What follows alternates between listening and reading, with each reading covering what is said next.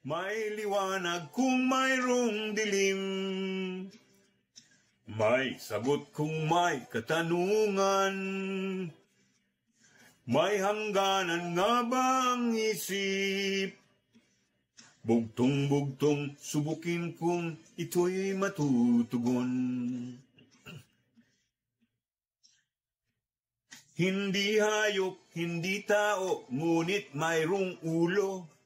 Kadalasang kasama ay mga karpentero. At kung ito'y ililibing sa kahoy o bato, kailangang pukpukin ng martilyo.